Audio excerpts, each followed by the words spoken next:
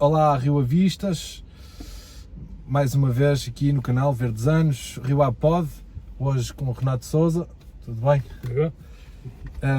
Antes de irmos ao que interessa, já sabem, subscrever, tentar que mais alguém me subscreva e vamos fazer isto crescer rapidinho. Ora então, Rio A Pod, episódio 10, Renato Souza, engenheiro químico, 48 anos, sócio desde 1988, é isso? Exatamente. Já recebeste o pinozinho dos 25 anos. Já. E eu ia perguntar-te, pergunta da praxe, como é que nasces dentro do clube? Como é que nasce a tua relação com o clube? Bem, eu não sei exatamente quando é que nasceu a paixão pelo Rio Ave. Acho que desde que me lembro, desde miúdo, que eu ia falar no Rio Ave e nas festas de família. Lembro de ver gravações, de eu cantar lá umas músicas do Sobe Rio Ave, Sobe à primeira divisão. E lembro desde muito pequenino gostar do Rio Ave. Já tinha aquilo, já nasci quase com o Rio Ave, ou a gostar do Rio Ave. Quando comecei a acompanhar os jogos foi aqui com a inauguração do estádio. Em 84, tinha eu 7 anos, vim aqui integrado no coro do CCO, no coro infantil do CCO, do qual eu fazia parte, e o coro veio aqui atuar e fez parte das festividades da inauguração do estádio, e a partir daí comecei a acompanhar os jogos. Portanto, inicialmente não era sócio, vinha como acompanhante menor do meu pai ou do meu irmão. Por baixo do torniquete, suponho? Sim, exatamente. Já deveria ser essa a prática? Sim, mas na altura era permitido, portanto, os sócios levarem um menor acompanhante. Até havia muitos miúdos aqui à porta do estádio a pedir para os senhores mais velhos os levarem, e era permitido, portanto, e deixavam-se de entrar assim os miúdos mais novos. Portanto, entrei assim durante uns anos como acompanhante. Depois o meu pai e o meu irmão passaram a ter menos disponibilidade para vir os jogos, então tornei-me sócio. Não sei exatamente em que ano, sei que pelo menos desde 88, que é o cartão mais antigo que eu tenho lá. Eu não sei se terá sido nesse ano ou 1 ou 2 anos antes, mas pelo menos desde 88, foi essa a data oficial que ficou registada como sócio. Depois ainda houve ali eu fui sempre sócio desde essa altura. Na altura, aqui há uns anos, houve uma renovação dos cartões, então puseram a data de filiação e aquilo aparecia em 1998. E eu achei estranho, portanto, e fui na altura reclamar, porque houve uma mudança.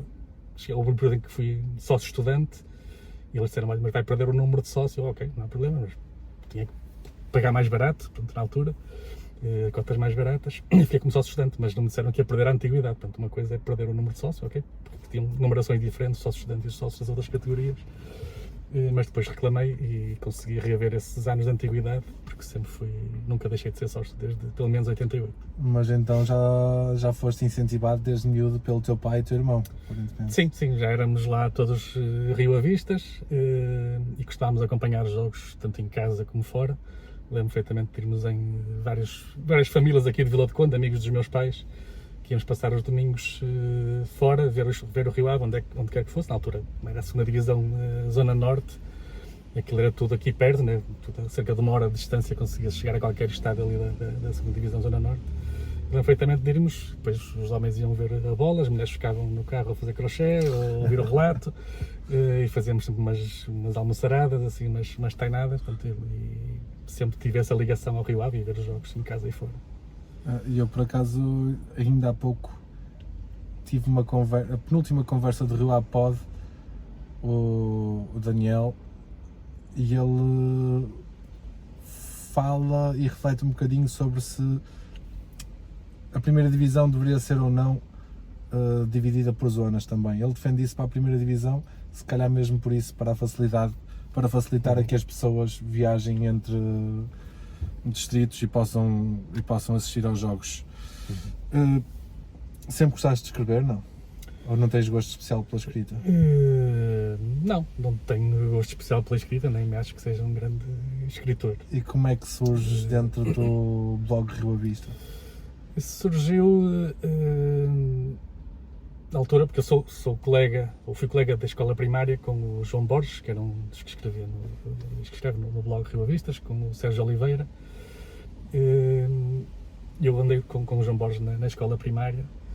Depois temos ali, não sei, 15, 20 anos sem nos vermos, e depois à custa do Rio Ave voltámos a encontrar, não sei se foi aqui em alguns jogos, algumas idas de jogos fora, se foi nas festas da subida em Vila da Feira, pronto, houve aí uma altura que voltámos a encontrar-nos, passado esses anos todos, e pronto, e surgiu essa oportunidade de escrever, e comecei a escrever em 2009, comecei a escrever no blog Rio Avistas. És fundador do blog Rio Avistas ou aparece já por aquilo já existia, como o Sérgio e como o Borges, e eu depois passei a ser um colaborador, portanto, e cada um ia escrevendo o que queria, comentando, essencialmente eu comentava jogos, né? Eu dava a minha opinião sobre os jogos que iam decorrendo. Depois foram também surgindo outras iniciativas que fomos criando. Na altura a comunicação do clube não era profissionalizada, era uma coisa muito básica. É assim, agora também é profissionalizada, mas também comunica muito pouco, por isso. Sim, mas é completamente diferente. Agora vais ter notícias do site, no Facebook, no antigo Twitter, não é? Sim, mas na até altura, aí também foi um bocado a revolução tecnológica, não é? Apanhou essa fase. Agora é mais fácil comunicar, sim. Digamos, e mesmo assim não se esforçam assim tanto para comunicar. Isto não é necessariamente uma crítica, é dizer que eu gostava de ter mais informação, ok? Embora seja uma crítica, não é para ser mauzinho com ninguém, é mais porque eu gostava de ter mais acesso à informação. Até à altura só se comunicava literalmente através de jornais. Podias comunicar-te nos jornais desportivos, os jornais locais, mas não tinhas outro modo, ou uma revista do clube, alguma coisa assim. Mas desculpa, interrompi-te. Sim, mas havia esses comentários, lá está, nos jornais semanais, nos jornais aqui de Vila do Conde, e havendo os comentários aos jogos, mas pouco mais. Portanto, a gente queria saber coisas do clube e havia pouca informação. E depois mesmo em termos de merchandising também não havia nada, não havia as lojas que há agora, não sei, agora consegue comprar uma camisola, ou emblemas, ou merchandising do clube, na altura não havia nada. Eu lembro de até a gente fazer autocolantes como o símbolo do Rio Ave, uns corações para o pessoal pôr nos carros. Fizemos várias iniciativas. Depois houve aquela questão em 2014, né, do boom ali com as finais das taças, portanto criou-se aquele mito daquele o Bus 23, quase 23, que pronto, começou a criar-se ali um grupo, uma boa comunidade de adeptos que já antes iam ver, portanto, já antes a gente costumava organizar aqui meia dúzia de carros em que íamos ver os jogos fora todos juntos, e almoçávamos por lá e tudo, e depois pronto, houve essa, a partir de 2014 houve essa criação do Bus 23, que pronto, depois começou a expandir-se e depois até a colaborar com o clube na organização dessas viagens e tudo. É daí que surge a Associação de Adeptos, né? O Buzz 23 acaba por depois transitar para uma associação de adeptos criada pelo Borges, se eu não me engano, o Borges, Sérgio Oliveira e mais uns tantos, não sei se o Tiago Garcia estivesse. Sim, para ajudar essa organização e para oficializar no evento. Acho que todas as claques depois tinham que ser legalizadas e portanto houve essa necessidade. O Buzz não era necessariamente uma claque. Era mais um grupo de adeptos. Inicialmente era um grupo de adeptos que se auto-organizavam. Quase um grupo de amigos que saíam, exatamente. E depois é que se começou a haver essa colaboração mais companheirada com o clube. Mas houve várias, também houve a iniciativa do movimento dos barbudos, que também criámos, que na altura das finais das taças. Portanto, foi quando fomos à final da taça, em 2014, portanto já fazia 30 anos, né, que tínhamos ido em 84 à final com o Porto, e na altura houve aquela ideia entre os jogadores de deixarem crescer a barba até à final, se fossem à final, portanto iam deixar crescer a barba, não sei a partir de que eliminatória que fizeram isso, mas sei que a equipa do Rio Ave chegou toda à final com a barba por fazer, porque eles prometeram não fazer a barba enquanto se mantivessem na taça. E então nós em 2014 fizemos a mesma coisa, portanto quando vimos que íamos às meias finais com o Braga, também começámos a lançar esse desafio, ok, vamos tentar reavivar isto, e criar este movimento dos barbudos entre os adeptos e entre os jogadores, portanto houve vários jogadores na altura que também entraram, Vilas Boas e outros jogadores do plantel que também deixaram crescer a barba, e os adeptos também foram deixando crescer e tirando foto, portanto cresceu esse movimento. E na altura até criei uma mascotezita que era o Barbos, que era aquela que é um... É assim que surge o Barbos? É assim que surge o Barbos, portanto criei essa mascote com base nesse movimento dos barbudos. E pronto, basicamente o Barbos é um boneco que é quase só uma barba, não é um cabelo e barba, e depois tem uma faixa preta que era em memória também dos pescadores que foram falecendo, né, ao longo dos anos, e todos os vilacondenses, rioavistas e não só. E pronto, e criei essa mascote. Na altura também não havia tubas, no Rio não tinha nenhuma mascote, não tinha nada. Portanto, aquela foi uma ideia de, ok, vamos criar aqui algum símbolo, alguma... E coisa em que a gente se una em torno o disso. Barbos, o Bitites do Barbos surge posteriormente a tu deixaste de escrever no blog Rio Avista já, ou tu escrevias para os dois? Não, surgiu depois, portanto eu escrevia no blog Rio Avistas. Deixaste de escrever no blog Rio Avistas? Deixei de escrever, portanto Porquê? houve ali um pequeno desentendimento, Ok. na altura, porque lá está, por causa da questão do Buzz 23, penso eu. Acho que foi uma ida à Tondela em que o Buzz 23, ou o pessoal do Buzz 23 fez um boicote, porque estavam-se a queixar quanto às questões de segurança do jogo anterior aqui com o Benfica, penso eu. E então, como boicote, do clube não tomar essas medidas para proteger os adeptos, acho que havia ali uma mistura de adeptos, bem Rio Ave com o Benfica, e tudo ali confusões, e houve um boicote. Só que eu não estava a par de todos esses detalhes, portanto, dei a minha opinião e achei bem que o clube organizasse lá as idas a Tondela, organizou autocarros, mas acho que o Buzz 23 houve um boicote qualquer, portanto o pessoal não ia, houve ali um desentendimento qualquer, só que eu não estava a par disso. Portanto, dei a minha opinião. E na altura o Borges disse, mas não podes dizer só isso, tens que dizer também o que é que se passa do outro lado, não sei o quê, porque é que isto aconteceu, o que é que não aconteceu, só que eu não estava a par disso, mas eu digo o que sei, Claro. o que eu não estou a par, fazes tu, e ele Se depois calhar fez até concordavas com ele se soubesse as coisas. sim, mas não estava por dentro desses detalhes, dessas organizações, que problemas é que tinha havido ali. Mas pronto, deixas de escrever no Mas blog foi Rio nesse Avistas? desentendimento, porque a partir do momento em que me começam a dizer que, ok, devias ter dito isto, devias ter dito aquilo, não sei, que começam-me a condicionar o que é que eu posso dizer, então eu disse, pronto, amigos como sempre, mas então vou escrever para o outro lado, e pronto, e virei criei o E Bitites criaste do o Barbie no Bitites. Facebook. Ok, Bitites está ativo então há quantos anos? Desde Agora está meio 2016. Está um bocado moribundo, está. Está um bocado moribundo por minha causa, porque o meu interesse pelo futebol desde 2016 também foi decaindo. Isso tem um facto que coincide com a minha eu começar a jogar snooker, portanto, aqui em Portugal, e cheguei a participar em campeonatos nacionais. Ainda hoje jogo snooker como hobby.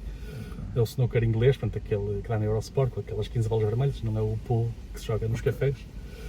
E pronto, eu comecei a jogar snooker, nem sabia que havia cá em Portugal mesas e lugares onde se podia, nem havia campeonato nacional. Temos que criar uma secção, Borges, se estiveres a ver, uma secçãozinha de snooker aqui, meu, temos aí atletas. Isso era interessante. Há vários clubes que têm. Sim, sim. Mas o snooker, o que é que eu notei? Comecei a acompanhar mais, a jogar e a acompanhar mais o snooker, também já acompanhava muito no Eurosport, e comecei a ver, tanto no Eurosport como em qualquer jogo amador de snooker, o desportivismo que há no snooker e o fair play.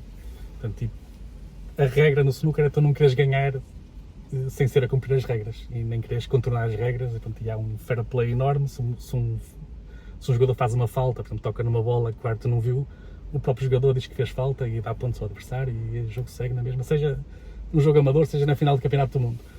O Ronnie O'Sullivan não parece ter nada dessa personalidade. Tem. Ele pode ter uma personalidade esquisita, mas nesse aspecto garanto que ele não quer contornar as regras e é dos primeiros a ter o fair play, Ok. de jogar só de acordo com as regras e tudo.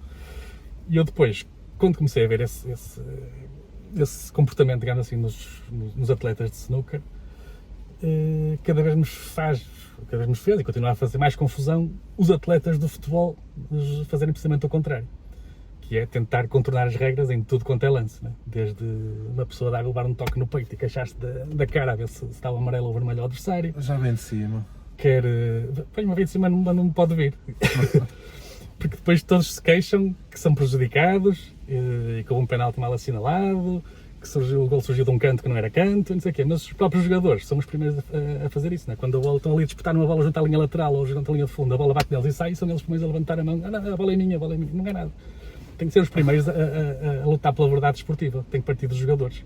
Os árbitros não fazem milagres, é impossível os árbitros conseguirem ver tudo.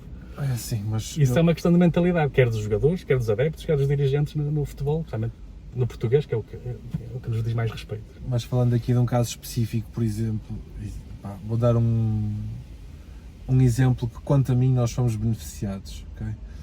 Final da Taça da Liga, 2014, o Braga simula uma falta fora da área, ninguém lhe puxa a camisola e ele atira-se para o chão, fora da área, cai dentro da área, o Algário Benquerença, se não me engano, marca penalti. O Rio Ave depois ganha 2-1 esse jogo. Esse gol tem influência direta no resultado. envergonha-te um momento assim? Não sei se estás a... A mim não me envergonha, devia envergonhar era o Braga. O jogador é que deve sentir-se envergonhado. Agora, eu não gosto de ganhar assim, admito. E sou o primeiro a criticar os nossos jogadores que fizerem isso. Ah, sério? Epá, eu... Eu não tenho aquela máxima de querer ganhar, seja Jogaste algum desporto com uma mão coletivo? na última... desporto coletivo, não, quer dizer, joguei futebol até aos meus 40 anos, mas era entre amigos, nem amigos, em sim. competição. Entre amigos a lealdade é maior e faz sentido, mas eu acho que mesmo nos desportos, é assim, no que eu pratiquei, os próprios treinadores induzem-te a adotar certo tipo de comportamentos desde miúdo. Pois é, Ok. isso faz parte das bases. Logo. Para que tu, às vezes nem é necessariamente simular, tu levas uma porrada, ok? Mas tu levas uma porrada e ficas em pé na mesma, se tu não te atirares para o chão, vai ser mais difícil o árbitro marcar falta. Sim. Agora há vídeo-árbitro até, mas já há uns anos atrás não haveria. E era muito importante que tu, quando levasses uma porrada, te atirasses de facto para o chão, porque senão... É, se quiseres ganhar a falta. Se a porrada não foi suficiente para te atirar ao chão, não tens nada que te atirar para o chão, tens é que seguir o jogo. Então, mas é falta. Pode não ser suficiente para te atirar para o chão, mas quebra-te ali o ritmo. Uma milésima de segundo pode ser o suficiente. E aí faz parte do critério do árbitro saber se isso foi suficiente para te alterar Ok, mas a jogada ou não. é assim, nós tivemos cá o Taremi, que era um... É assim, e ele... Eu não vou estar a dizer agora que me lembro que ele simulava N penaltis pelo Rio Ave. Pá, não me lembro. Pelo Porto Não, também não, era. porque eu não vi os jogos do Porto, mas ele tinha essa fama. É um facto. Eu não digo que simulava, mas aproveitava-se lá, ou provocava ele o contacto. E os árbitros, a partir do momento em que há contacto, é muito difícil. Hoje em dia, com o VAR, já se consegue, às vezes, dizer que é o avançado que arrasta a perna ou que provocou o contacto, mas sem o VAR, aquilo era. O contacto é penalti e pronto. Mas tu és intransponível relativamente a isso de ganhar com justiça ou sem justiça? Sou, porque acho que isso é uma questão de cultura desportiva. Não é questão de ser justiça ou injustiça, é uma questão das pessoas quererem jogar com as regras ou não. Né? As regras existem para se cumprir. E se os próprios jogadores estão constantemente a ir contra as regras, né? Estamos a disputar uma bola na linha lateral, a bola bate em mim e sai. Porquê é que eu vou dizer que a bola é para mim? Se eu sei perfeitamente que fui a última a tocar e a bola é tua. Isso é querer tirar a vantagem, né, de uma lei. Estás a contornar a lei e estás a tirar a vantagem de contornar as leis do jogo. Mas aqui eu ponho a questão deste modo. E eu no jogo com esse mesmo lance do Braga contra o Braga em 2014, e eu não sou crítico do atleta do Rio Ave, nem me sinto envergonhado pelo lance, por um simples motivo que é, da mesma maneira que nós naquele preciso momento fomos beneficiados, nós tivemos outros tantos durante a nossa história em que fomos prejudicados. Claro E a que maioria das vezes nós somos constantemente prejudicados. Mas isso é o pão nosso de cada dia, é por isso que o futebol, é que há os programas desportivos todas as semanas a discutir lances, porque há sempre alguém que consegue arranjar um lance ao contrário 15 dias antes, ou uma semana antes. Não é? Claro, ainda... Se todos fazem a mesma coisa, claro que umas vezes se beneficiam uns, outras vezes beneficiam outros, mas ainda andamos nisto. E eu acho, e atenção, eu não estou a dizer que nós não fomos beneficiados nesse lance, eu estou a dizer que isso não me importa assim tanto, porque nós já fomos, eu preferia que fosse 100% o que é nosso é nosso, o que é deles é deles, mas já que não é, se tiver de haver alguém a ser beneficiado, eu prefiro ser eu. É um bocado por aí a lógica. Depois vais com essa lógica, o problema é que os vencidos nunca vão dar o mérito ao vencedor. Está a perceber? Vai ser sempre, ganhaste porque houve ali uma falta ou não sei o quê, e não vão dar mérito. Se todas as pessoas jogassem com as regras do jogo, tu chegavas ao fim e disseste, ok, ganhaste porque foste mais competente do que eu. Não foi porque contornaste as regras ou não. Isso depois causa estes atritos sempre, as pessoas veem o futebol como inimigos e não como um desporto, em que são adversários ali durante 90 minutos. Hoje em dia é inimigos, nem se pode estar com a mesma camisola, com a camisola do adversário numa bancada dos oponentes, porque dá logo barulho, o pessoal não se entende. Se tocaste aí num ponto, não era o que eu ia falar, mas isso não foi gerado pelos clubes pequenos. Não foi isso. Eu tenho a Isso certeza- é cultural Eu tenho a certeza futebol que em se eu Portugal. for com uma t-shirt do Rio Ave ver um jogo contra o Arouca, para a bancada do Arouca, hoje em dia é capaz de haver problema derivado Já, a tudo já. que já aconteceu. Já Mas há problemas, já. Entre os clubes pequenos também já há esse 10, problema. 15 anos atrás, na boa. Agora, o problema nasceu e entre os clubes grandes que não respeitavam o espaço dos clubes pequenos. Tu ainda há pouco falaste de uma situação em que os adeptos do Benfica nos desrespeitaram aqui no nosso estádio e que isso causou o tal problema do jogo com o Tondela, né? E foi uma constante durante anos. E nós hoje em dia vamos a estádios adversários e temos redes que não nos permitem ver o jogo com qualidade, é por causa dos clubes grandes, não é por nossa causa. Que nós, Sim, mas foi descendo, foi dos grandes para os pequenos. Agora eu já vi, nós íamos a jogos em Passos Ferreira, por exemplo, e adeptos do Rio Ave serem agredidos simplesmente porque iam para o carro com a camisola do Rio Ave, sem provocarem Passos ninguém. Ferreira? Em Passos Ferreira, como com outros clubes. Hoje em dia, eu lembro, lá está, antes daquela altura do Buzz 23, nós íamos meia dúzia de carros aqui de Vila de Conde ver jogos fora. E o que eu mais gostava era chegar ao estádio adversário, irmos beber umas cervejas lá nos bares à volta dos estádios, conviver com os adeptos adversários e no fim todos amigos como dantes e vinhamos embora, quer ganhássemos, quer perdêssemos e siga a festa. Hoje em dia já não é possível, depois as claques organizadas, agora mesmo um adepto do Rio Ave quer ver um jogo fora, ou vai nos autocarros organizados e chega lá e a polícia mete-o diretamente dentro do estádio, acaba o jogo, está de autocarro e volta para casa. Portanto, não há o mínimo convívio com os adeptos adversários, até porque hoje em dia, por causa essa falta de tolerância, falta de cultura desportiva, as pessoas bem-se como inimigos. Portanto, basta uma pessoa ver um adepto do clube adversário, começa logo a mandar bocas ou a insultar ou até a partir para o confronto físico.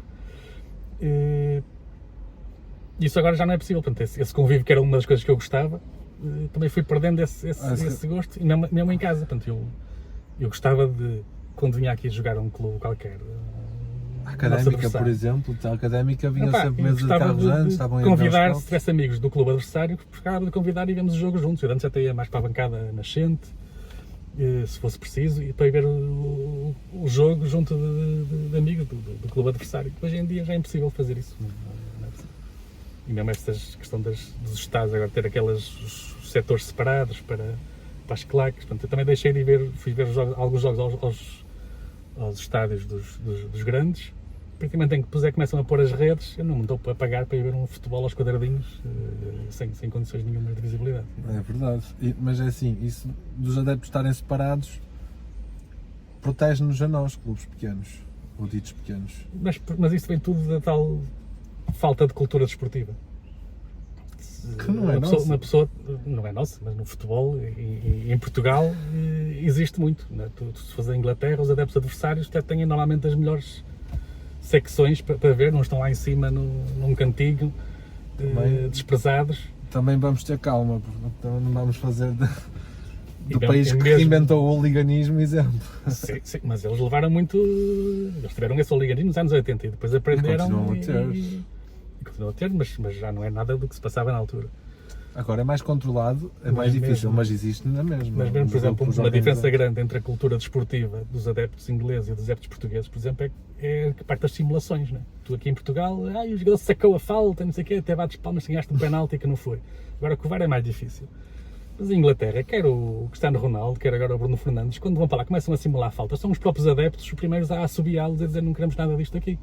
Ou pões-te fino e jogas à bola, ou se vais para aqui simular, eles não Mas não eu acho que isso aqui também acontece. Eu acho não. aqui quando um atleta do Rio Ave, principalmente se a equipa está empatada a perder e ele tenta sacar uma falta e o árbitro não cai na falta, nós criticamos.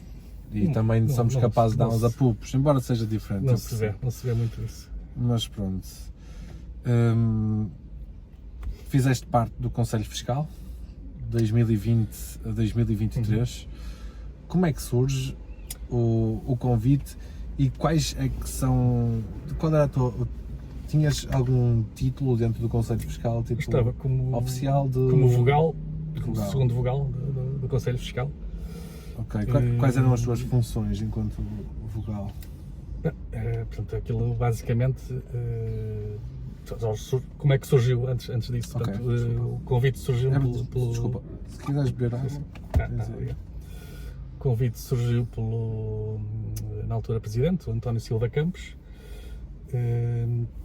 Telefonou-me, acho que era uma quarta-feira, assim, à hora do almoço, a dizer: está lá, Renato, não sei o quê. Portanto, já nos conhecíamos por causa desta interação com os blogs, quando já tínhamos algumas conversas. Também já tinha ido ver. Cheguei a ver o jogo de Gotemburgo, que foi uma das minhas boas lembranças do Rio Ave. Fui ver o primeiro jogo oficial na Liga Europa e aí a gente acompanhou a equipa. Meus parabéns, gostava de ter ido. Mas pronto, já conhecia o presidente pessoalmente de alguns encontros, não como muito aprofundadamente. E ele na altura ligou-me a convidar para dizer que precisavam ali de uma pessoa para o Conselho Fiscal. Se eu aceitaria ir para aquela posição, mas tinha poucas horas para responder. Portanto, ele ligou-me, acho que ligeiramente antes do almoço, e tinha até ao fim da tarde para responder, porque era o último dia da apresentação das listas. Portanto, na altura fiquei assim um bocado surpreendido. Já estava naquela fase, portanto, isso foi em 2020, já estava naquela fase em que estava a começar a desinteressar pelo futebol português. Pronto, fiz só umas perguntas a alguns familiares, se aquilo da responsabilidade, que era pertencer ao Conselho Fiscal, se aquilo tinha alguma imposições legais para o futuro, se alguma coisa corresse mal ou assim. Portanto, não havia grandes problemas. Portanto, mas disse ao Presidente: olha, mas eu não tenho formação, portanto, na parte financeira, sou da parte de engenharia, portanto a parte financeira passa-me tudo um bocado ao lado, sei conceitos genéricos. Portanto, não sei eu que vou estar a fiscalizar se as coisas estão bem, se não estão bem. Mas não há problema, a gente quer pessoas com bom senso, gostaríamos muito que fizesses parte, tal. Portanto, eu lá aceitei, como era também um orgulho para mim, né? O meu clube de sempre, estar a poder contribuir para isso de alguma maneira. E então lá aceitei, portanto, e fiz parte da lista. Estava como segundo vogal do Conselho Fiscal, portanto, que tinha o presidente da mesa, depois primeiro vogal e segundo vogal. Funções? Basicamente, as funções, o Conselho Fiscal não faz parte da direção, portanto, não é um órgão que tome decisões executivas, portanto, durante a prática ou a atividade do clube. Basicamente é mais um órgão consultivo, portanto, e depois tem que fazer aqueles relatórios, os pareceres dos relatórios de contas, e pronto, e basicamente foi isso. Basicamente a minha função na prática acabou por ser isso, foi só basicamente assinar ou validar os relatórios de contas, os pareceres do Conselho Fiscal, porque depois durante esse período todo, durante esses 2 anos, quase 3 anos, portanto, depois o Presidente antecipou as eleições por motivos de doença, não chegou aos 3 anos de mandato, mas basicamente resumiu-se a isso, portanto, a validar os relatórios de contas, e não sinto que tenha contribuído, ou a tal bom senso que era preciso. Nunca fui consultado para nada, nem tinha que ser, mas estava à espera de poder contribuir mais. Fica um sentimento amargo nesse sentido? Não amargo, continuo com orgulho em ter participado num órgão social do clube do meu coração. Sinto é que podendo, se calhar, ter usado mais as minhas valências ou o tal meu bom senso para, se quisessem pedir alguma opinião sobre algumas decisões ou assim, mas não foi o caso, mas não fico amargurado por nada disso. Mas...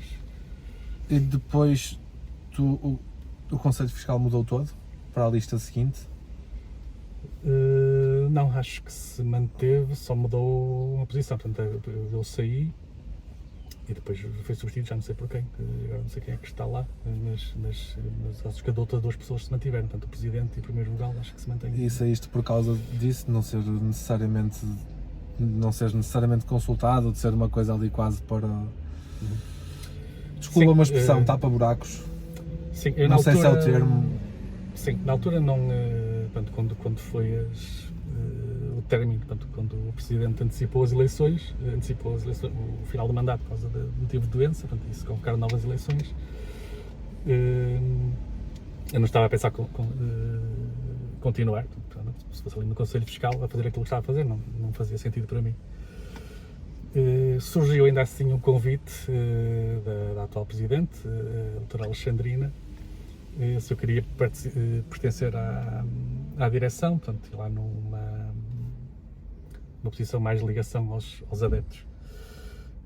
Eu já tinha comentado com meus colegas, com o Borges e com o Sérgio Oliveira, que só ia continuar no clube se me convidassem, com uma condição, que era, lá está, aquele tal motivo porque eu comecei a desgostar do futebol português, esta questão das simulações, do fair play, portanto, da cultura desportiva, e era um desafio que eu sabia que era grande e que à partida não ia ser aceito, que era o Rio Ave começar a dar o exemplo. Então eu aceito ir para a direção se o Rio Ave criar um regulamento interno em que começa a penalizar os próprios jogadores que fizerem simulações, que fizerem as tais pedir a reposição de bola quando a bola não é deles, etc. Esses atentados recorrentes em todas as jogadas à verdade desportiva, se o próprio clube começasse a penalizar os jogadores e a dar o exemplo, podia ser aí que se criasse uma faísca, digamos assim, para começar a mudar alguma coisa nesse panorama, nessa cultura desportiva do futebol português. E no fundo aí teria todo o gosto em ir, com esse espírito de missão. Se calhar íamos estar a lutar contra moinhos, ia ser difícil, mas acho que, por um lado, o Rio Ave, se calhar, podia dando o exemplo, podia ser mais respeitado por todos os outros clubes e se calhar depois alguns poderiam seguir o exemplo. Mas sabia que à partida não ia ser aceito, e na altura a doutora Alexandrina disse: mas isso não é possível, não vamos ser nós os anjinhos, não vamos ser nós quase a prejudicar-nos a nós próprios, se isso é uma coisa que já está mais ou menos incluído, toda a gente faz isso, não sei o quê. E eu disse: pronto, então, mas nesse caso não vou... E para não acrescentar nada, não vale a pena. Portanto, ia com esse espírito de missão, e na altura até, já um ou dois anos antes, tinha criado uma página no Facebook, eu por um futebol limpo, em que estava a tentar criar essa mentalidade. E em que ia pondo lá... Essa página existe, agora também não tenho atualizado, porque depois os vídeos que eu queria pôr começaram a ser bloqueados por direitos de autor, da Sport TV, etc. Mas ainda tem lá, vou pondo lá de vez em quando, partilhando alguns exemplos de fair play, que no futebol são raros, e outros exemplos do que é que não se... dessas tais faltas de fair play, né, desses atentados à verdade desportiva. Também vou pondo para lá de ver alguns exemplos que me vão aparecendo, e então partilho lá. Mas depois, quando começaram a bloquear os vídeos, também deixei aquilo lá, não vale a pena estar aqui também a lutar contra moinhos de vento, mas continuo com essa mentalidade e à espera que um dia essa mentalidade mude em Portugal. Mas sei que é difícil, pode demorar às vezes 1 ou 2 gerações, mas era uma coisa que quando era miúdo, se calhar era normal o pessoal a tirar papéis para o chão.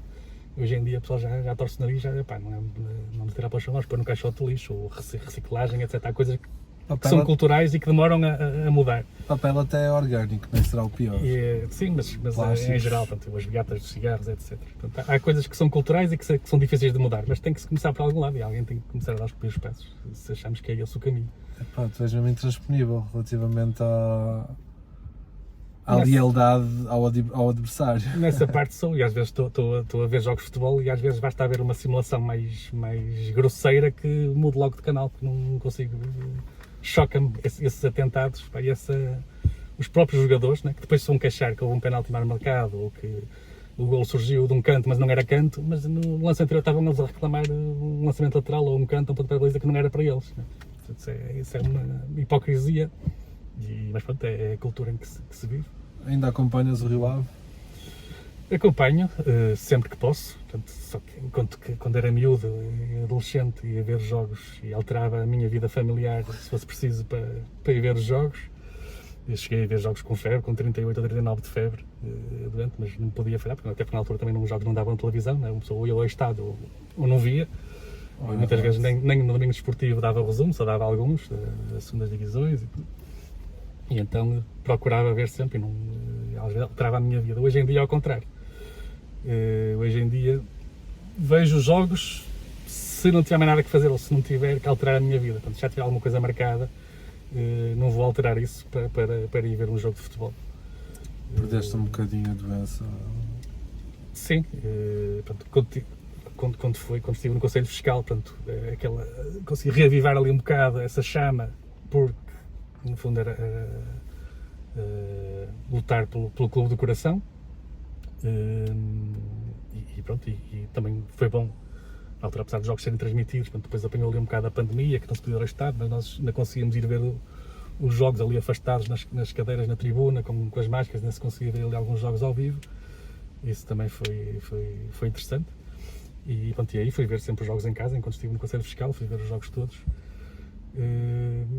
Mas, portanto, a época passada já vi muito poucos jogos. Houve jogos até que fui ao estádio, vi a primeira parte e estava-me a dar tanto sono que fui ver a segunda parte para casa, no sofá, porque os jogos, lá está, depois desta mudança para SAD, eu sinto que aquele clube do coração, que é o Rio Ave, em termos de futebol profissional já não sinto como meu. Portanto, sinto que alguém o comprou e agora fazem dele o que quiserem. Mas em Inglaterra os clubes também são quase todos eles detidos por donos e não deixa de ser o clube do coração das pessoas por causa disso. Sim. O United é...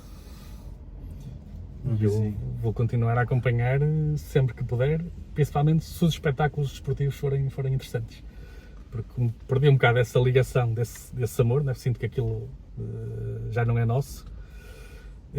Agora vou ver se o espetáculo valer a pena, porque se não valer, vou estar aqui tenho coisas mais interessantes para fazer do que estar a ver um jogo enfadonho de futebol que não traga emoção, não traga incerteza no marcador até ao final. Portanto, muito bem. eu acompanho mais pelo espetáculo desportivo do que propriamente por querer ganhar a qualquer custo, ou que o Rio Ave seja campeão nacional, que era o ideal, não me importava, mesmo não sendo nosso. Acho que para já é realista. Vamos ver depois com a redistribuição dos dinheiros. A pergunta não é essa, a pergunta é se é o teu sonho. Já fui campeão do Rio Ave no Championship Manager, na altura. Após várias épocas e depois já querendo aqueles jogadores virtuais, etc. E consegui ser campeão nacional, mas na realidade é um bocado utópico com a realidade atual do futebol português. Pode ser que a redistribuição das receitas esportivas possa voltar a equilibrar um bocadinho, mas mesmo assim é complicado. Qual é a tua melhor memória com o Rio Ave? Eu diria que tenho duas, são as duas de 2014. Uma, pode ser que é a melhor experiência, que foi a ida a Gotemburgo, portanto, ver o primeiro jogo oficial do Rio Ave nas competições europeias, portanto, na primeira eliminatória, e que fomos lá ganhar com um gol do Hassan. Pronto, na altura foi a primeira vez que o Rio Ave foi fora, foi aquele... Gotemburgo, isso é o que? A Suécia? A Suécia. E eu lembro perfeitamente de Gotemburgo ser um dos grandes clubes europeus ali nos anos 90, que estava sempre na Liga dos Campeões, ou nessa altura era a Liga dos Campeões que se chamava, ou a Taça dos Campeões Europeus, ser muitas vezes adversário do Porto e ser um clube grande ali nos anos 90. E então nós irmos jogar com o Gotemburgo, aquilo foi fantástico, era o primeiro jogo oficial do clube nas competições europeias. O clube organizou um voo charter, portanto não era em voos comerciais, e depois, para além do plantel, a direção e o staff, sobravam lugares que depois foram vendidos aos sócios que quisessem ir. Portanto, eu na altura consegui, felizmente, ter 300 e tal euros, capacidade, paguei 400 euros para esse jogo de Gotemburgo.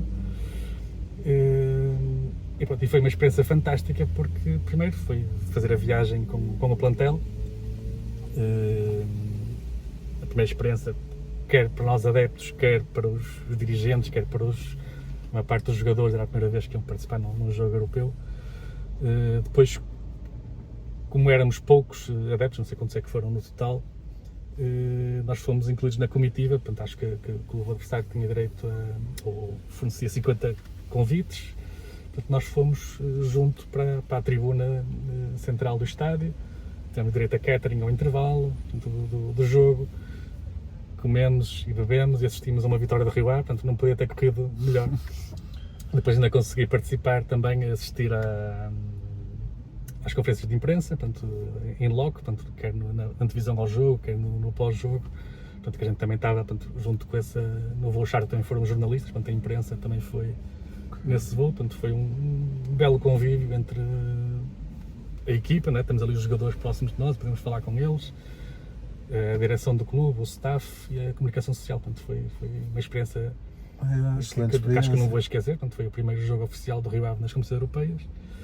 Isso como experiência. Como momento mais emocionante, claro que foi depois, umas semanas depois, o gol do Ismael, né, com aquele apuramento para a fase de grupos. O melhor falhanço da vida dele. Foi uma explosão do estádio que ainda hoje me emociona sempre que vejo aqueles minutos no YouTube. Emocionas de saudade. De saudade e revivo aqueles momentos. É como se estivesse lá outra vez no estádio, todos aos saltos, uns para cima dos outros. E Andamos mesmo nas uma nuvens. explosão. naquelas Depois de estar ali alturas. 90 minutos a ouvir os adeptos do Gothenburg em cima de nós nos camarotes a cantar e a festejar do Gothenburg, do Elfsborg. A festejar, a chatear-nos a cabeça e de repente ali no fim a gente a que explode de alegria. Foi muito emocionante. É verdade. Ora bem, aqui para fechar, outra pergunta da praxe. Não sei se vens preparado. Se fizeste uma pesquisa, Tive a quem rever. era o melhor 11 de sempre do Rio Ave para ti? Uhum. Sim, estive a rever ali algumas equipas anteriores, portanto, e também já do meu tempo de infância e adolescência. Às vezes nós tendemos mais para meter os miúdos do nosso tempo de miúdo. Uhum. Aliás, nós tendemos mais para pôr atletas dos nossos tempos de miúdo, porque ainda cultivamos um bocado a ilusão de serem Sim, os nossos sim. ídolos. São ou os seja, ídolos, aquilo era uma coisa mágica, ainda temos ali quanto um mais jogador velhos de ficamos, futebol. mais nos apercebemos que eles são miúdos a ganhar Sim, muito são dinheiro. pessoas e a ser- como nós, E a ser bebés. só simplesmente jogam futebol, mas são pessoas como nós, enquanto quando somos miúdos aquilo é mágico, né? Tens ali um jogador que aparece na televisão e que marca gols, que toda a gente o aplaude, né? No fim, e nos causa aquelas emoções de festejar um gol. Sim, mas portanto, tenho aqui acho que um mix, mas eu diria que na baliza, portanto, eu colocaria o Ederson, acho que foi o guarda-redes mais completo que passou por aqui. Ok. Depois na defesa, a centrais, colocaria o Peu e o Marcelo. Portanto, o Marcelo é mais recente e ainda joga. O Peu já Sacana. foi há uns... é verdade, ainda agora nos marcou um gol. O Peu era outro jogador que eu também admirava. Portanto, tinha uma altura... não sei que altura é que ele tem, mas mais de 1,90m, quase certeza. E depois tinha outra vantagem que era a marcação dos livros. Portanto, nós nunca tivemos, ou temos poucos jogadores que me lembro que conseguiam marcar bem aqueles livros em força, e o Peu era um deles. Lembro de marcar gols, acho que com Salgueiros, assim, no meio da rua, e ele era sempre um perigo, aqueles livros que ele marcava, eram livros sempre marcados em força. Temos mais um ou outro, lembro o Carvalho, que era mais antigo, também marcava assim os livros, e um Gabriel, que era um defesa direito, também tinha assim mais encorpadito. Também tinha um remate forte, mas o Peu, acho que O foi... Gabriel que morava ali ao pé do Rio, veio de Leixões para cá, não? Não sei, ele era, já foi dos anos 90, dos anos 90 que ele jogava, Ok. ainda não sei onde é que morava. Ora, Ederson, Peu, Marcelo. Sim, depois como laterais, acho que temos muitos bons laterais esquerdos, e eu dentro de todos que vi jogar, eu escolheria o Marvin, o Zeglar. Acho que era um portento de força também, de velocidade, de qualidade de jogo.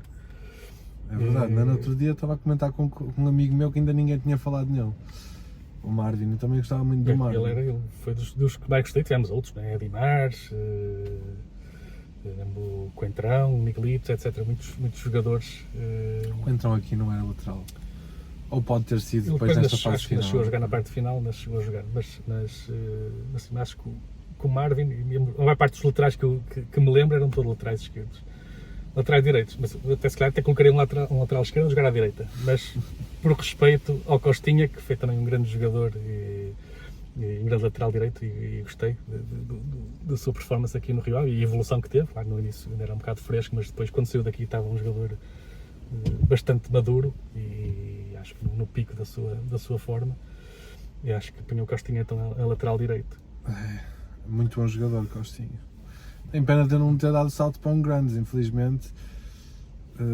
Lá o Benfica chegou a estar na dúvida entre ele e o Pedro Malheiro. Tentaram o Pedro Malheiro, mas o Pedro Malheiro não foi. Depois o Pedro Malheiro foi à seleção de sub-21, não foi o Costinha. Acho que Costinha teve azar nisso, mas desculpa interromper-te. Mas o Costinha era muito, muito bom lateral direito. Sim. Uma impulsão do caraças, os gajos fartam-se marcar gols. Marcou muitos golos nos cantos. E tinha uma força também, por ali pelo lado direito, arrancava e era difícil. Olha, também. pode ser que ainda venha para aí. Outra vez. Vamos ver. Depois no meio campo, colocaria 2 jogadores mais de contenção e distribuição e 2 jogadores mais criativos.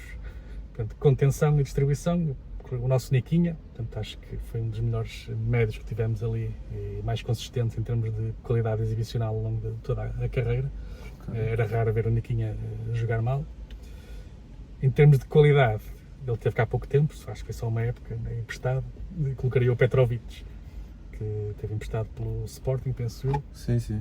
Mas foi, para mim, dos melhores médios com melhor qualidade que tivemos aqui no Rio Ave, em termos de quer destruir o jogo adversário, quer começar a construir, a distribuir bola. Portanto, acho que era um jogador muito completo e também com alguma capacidade física. Acho que esse meio campo ali assegurava bem os adversários, Niquinha e o Petrovic. Claro que não são contemporâneos. Depois, médios mais criativos. Colocaria 2 mágicos, que eu não sei se seriam compatíveis, claro não seriam, era magia mais no meio campo, que era o Dibo, né, que era um jogador que pegava na bola e podia ir sozinho até à baliza adversária e marcar golo e fintava tudo o que fosse preciso. Tinha uma magia, um toque de bola incrível.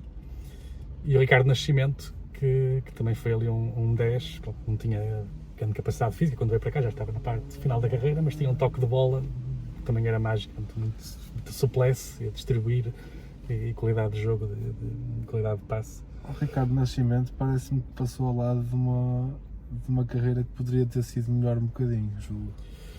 Sim, há jogadores que têm talento e que depois não aproveitam, isso aí é o que mais há por aí pelo futebol. O ponto alto do Ricardo Nascimento terá sido mesmo o Rio Ave, não sei. Não estou a ver bem qual é a carreira dele agora. Não segui a carreira dele no Leixões. Anterior, sei que ele depois foi para a Coreia, não é? Ou veio da Coreia, não sei se veio da Coreia para o Rio Ave ou se foi do Rio Ave para a Coreia. Não, foi para a Coreia ele, depois do Rio Ave. Mas sim, pois é, são campeonatos, claro, mais apagados. Mas sim, ele tinha qualidade, não lhe faltava. Mas às vezes falta a cabeça ou distraem-se com outras coisas extra-futebol que depois não aproveitam todo o talento que têm. Vai jogar em 4-4-2? 4-4-2, sim. Okay. Depois 2 avançados, colocaria um mais fixo e um mais móvel. E aqui, se apostar nos jogadores mais recentes, e se calhar com a qualidade mais garantida, digamos assim, colocaria o João Tomás como um jogador mais fixo e o Vinícius ali mais móvel. Está a contar que disseste Taremi e João Tomás, por acaso? Não, Taremi também podia ser uma hipótese. Pela capacidade de construção, mas acho de jogar em tabelinhas. O Taremi também foi um grande jogador, sem dúvida. Sim.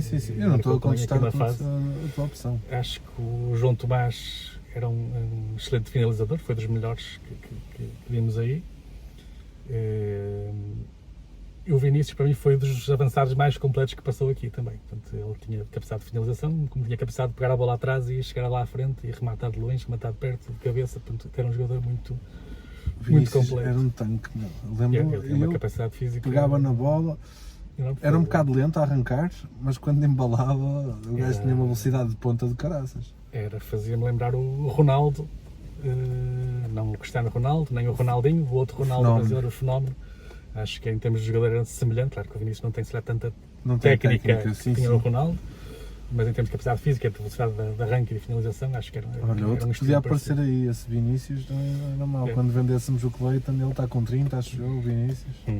Está bom para ir para aí, mas não é monetizado. Esta era a dupla que eu colocava, mas se fosse buscar jogadores antigos, agora não sei o que é que eles jogariam no futebol atual, que o futebol era diferente. Podia muito bem substituir esta dupla atacante pelo nosso Karim, que foi um jogador marcante também nas divisões secundárias. Ele marcava gols a torto e direito, mas era finalizador, e especialmente de cabeça. Quase como o Jardel, portanto aquilo basta cruzar a bola, que o Karim estivesse lá na área, ele marcava de cabeça. Com os pés não era grande coisa, mas de cabeça aquilo entrava tudo. Ele chegou a marcar 39 gols, acho eu, numa das épocas. 30 para o campeonato, mais 9 depois nas taças e outros jogos. Portanto, era um fenómeno, aquilo era uma máquina de marcar gols, apesar de ser assim um bocado alto, desengonçado, mas era muito eficaz de cabeça dentro da área. Depois outro jogador, que acho que se lá foi o meu primeiro ídolo, quando era miúdo, que era o Jaime Graça, que é o pai do Yazal e do Jaime Pinto, né? Sim, sim. Que na altura, para mim, era o jogador mais rápido que alguma vez vi jogar, ou pelo menos a ideia que eu tinha na altura é que ele era o jogador mais rápido que alguma vez vi, que era só mandar a bola para a frente, para trás da defesa, e ele rapidamente, mesmo que partisse 20 ou 30 metros atrás, chegava lá antes dos defesas, porque era um jogador com uma velocidade incrível, e era assim baixinho, mais encorpado, né? do que os filhos, e era conhecido pela Xepa, que era uma personagem lá das novelas dos anos 80, a Dona Xepa, e então ele era conhecido aqui pelo alcunheiro, o Xepa, e acho que foi o meu primeiro ídolo do Rio Ave, foi o Jaime Graça. Tu, sem assistir ao episódio, porque hoje é segunda-feira, o Renato não assistiu ao episódio com o Pires, que irá sair quarta, falaste exatamente no Jaime Graça, que ele também refere. E por falar em Pires, agora que tu falas no Carim, eu lembrei-me, disseste que ele marcava muitos golos de cabeça, e eu estava a ver uma entrevista ao Alfredo, que também já esteve cá, e o entrevistador estava-lhe a falar do Nhabola e a perguntar, o Nhabola era mesmo um fenómeno, marcava muitos golos, ele jogava bem, e ele, o Nhabola, e ele jogava bem, marcava muitos golos, mas o Pires ainda jogava melhor, que conseguia acertar nele nos cruzamentos. E eu ouvi aquilo e achei piada, quis trazer para cá. O que é que eu te ia perguntar? Quem é que treinava esta equipa em 4-4-2? Pois eu não sei se já me lembro dos jogadores que passaram, dos treinadores que passaram por cá, qual era exatamente a tática não te pus isto na guia, né? Que usava. Estou-te aqui a trair. Mas eu diria que dos treinadores que passaram por cá, acho que quando houve a maior mudança em termos de qualidade, penso eu que foi com o Luís Castro, onde começámos a jogar um futebol que era atrativo. Portanto, a gente jogava bom futebol atacante, conseguimos ter posse de bola, mas ser objetivos também nessa posse de bola. Eu lembro que no ano anterior, ou 2 anos antes, tínhamos o Miguel Cardoso, em que uma coisa que surpreendia muitos adeptos do futebol era o Rio Ave chegar ao Dragão, à Luz, ao Alvalade, e conseguir ter mais posse de bola do que os grandes, no estádio deles. Não sei se chegou a acontecer em alguns jogos, mas era um futebol muito mastigado, não era pouco objetivo. E acho que E eu, por acaso, gostava, para mim, Miguel Cardoso, o melhor futebol que eu vi até hoje do Rio Ave foi com o Miguel Cardoso na primeira passagem. Eu nunca gosto. Fizemos ali um bom campeonato, mas era um futebol, era baseado muito na posse, era não dar a bola ao adversário, a bola fica do nosso lado, mas depois era muito pela certa e não era muito objetivo, não criávamos muito apertado, andávamos sempre a rodar a bola cá por trás, sonava para um lado, íamos para trás e rodava para o outro, mas era preciso mais objetividade. Para vender o Filipe Augusto. Portanto, acho que o Luís Castro fez essa diferença. E depois o Carvalhal também continuou nessa senda e também fizemos bons jogos, uma boa época com o Carvalhal aqui ao comando e com boa qualidade de jogo. Mas eu colocaria o Luís Castro, se calhar, como treinador um jogador que pôs a equipa a jogar melhor em termos de qualidade de futebol. O melhor presidente de sempre que tu tenhas conhecido? Ou não, também podes conhecer bem a história do clube e achar que, por estudo, chegaste à conclusão que houve outro presidente que tu não conheceste, mas consideraste ser o melhor da história. Sim, eu diria que o melhor presidente, pelos resultados obtidos, né, e pela mudança de paradigma, terá que ser António da Silva Campos, né, que fez aquele salto do clube de manutenção para um clube que começou a lutar pelas competições europeias, portanto, e começou a profissionalizar uma série de secções, a parte da comunicação, a parte de scouting, camadas jovens, etc. Começou a profissionalizar grande parte do clube, que antes era quase feito por amadores, né, ou como biscates, e acho que isso mudou ali o paradigma do clube. Mas já agora também posso... Porque eu também, as direções anteriores, aquilo era quase sempre uns remendos. Eu, do que me lembro, era o Rio Ave, entrava em crises diretivas, tinha que vir uma comissão para tentar pegar no clube, depois íamos sempre andando ali presidente atrás de presidente, era quase Esgarmar Almeida a tentar convencer alguém da confiança dele para se atravessar e pôr à frente. Mas olha, posso dar uma palavra ao Dr. Carlos Costa, que na altura, lá está, não havia loja do clube ainda, ou havia, mas estava fechada aos sábados. Eu, na altura, houve ali uns anos que estive a morar no Porto, mas estive a morar em Vila de Conde, e ia cá ver os jogos, mas não conseguia comprar a camisola do Rio Ave, e então Mas vim cá um sábado, fui ali, a loja está fechada, mas por acaso estava o presidente a sair e ele perguntou, então o que é que estava aqui a fazer? Estava aqui a ver se arranjava uma camisola do Rio Ave, porque ainda não tenho nenhuma, mas eu estou a morar no Porto, venho aqui aos sábados e aos sábados a loja está fechada.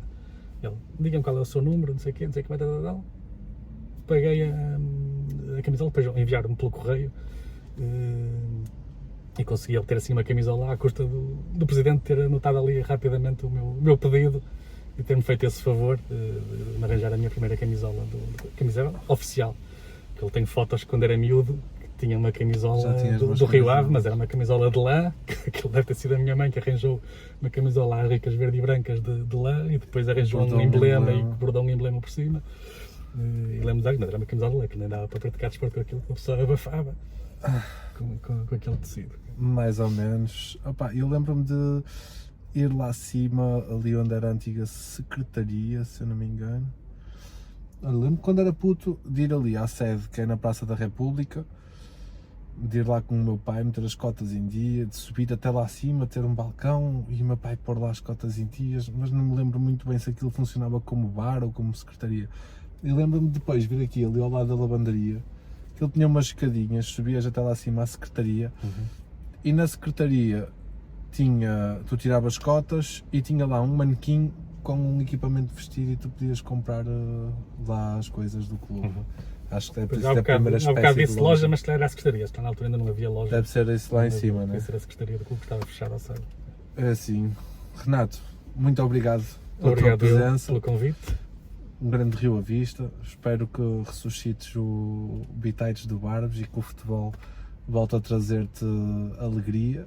Esperemos que sim. Vou continuar na busca desse desejo e que se mude também esse paradigma dessa cultura desportiva em Portugal. Espero que o Rio Avíssimos te ajude a reavivar, digamos, essa paixão Rio à Vista, que não desapareceu, nem estará adormecida, simplesmente optaste por dar prioridade a outras coisas na tua vida. E pronto, foi um gosto ter-te cá. Vais continuar aqui no canal a fazer as tuas participações no Rio Avíssimos. Aliás, amanhã temos reunião combinada, né? Depois do jogo. E pronto, malta, daqui é tudo.